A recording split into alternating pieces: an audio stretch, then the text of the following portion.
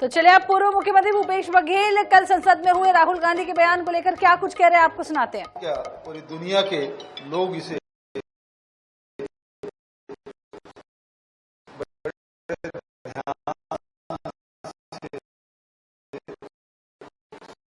सुन रहे थे और उनका जो राष्ट्रपति के अभिभाषण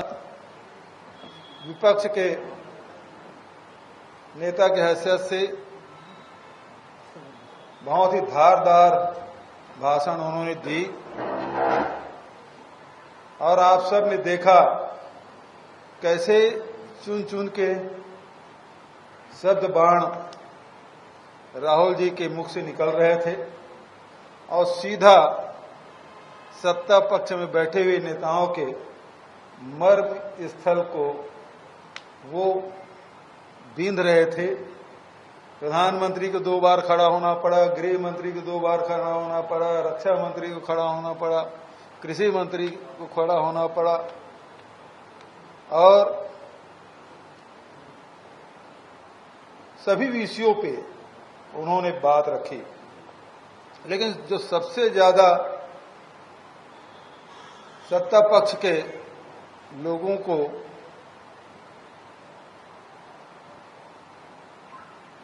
के हृदय में मर्म में जो चोट पहुंची वो इस बात पे कि हमारे भारत में अनेक धर्म के लोग रहते हैं और हर धर्म ये सिखाता है कि डरो मत, डराओ मत। उन्होंने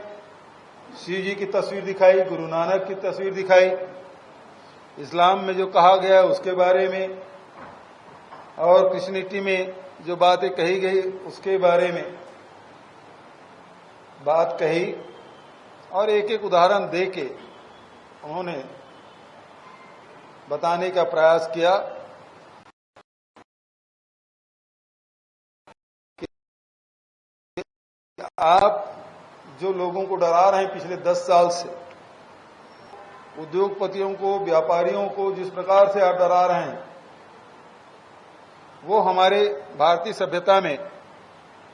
इसका कोई स्थान नहीं।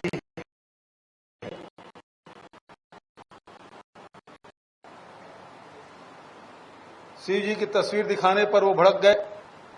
और वहीं ये बात भी उन्होंने कहा कि आप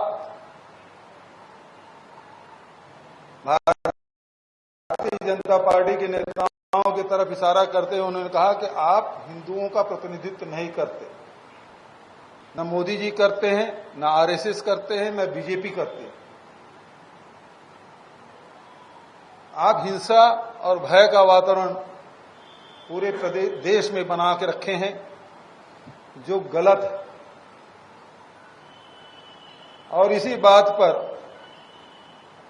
भारतीय जनता पार्टी इस बात को दुष्प्रचार करने में लगी हुई है कि हिंदुओं को आक्रामक कहा, हिंसक कहा, जबकि जिन्होंने भाषण सुना है राहुल जी का उन्होंने देखा और उदाहरण सहित उन्होंने बताया भारतीय समाज हिंसा को प्रश्रय नहीं दिया बल्कि सत्य के लिए आग्रही रहा है और सत्य के रास्ते पे चलते हुए अहिंसा के माध्यम से समाज को जोड़ने की बात कही है। चाहे भगवान शिव की बात हो, चाहे भगवान बुद्ध की बात हो, भगवान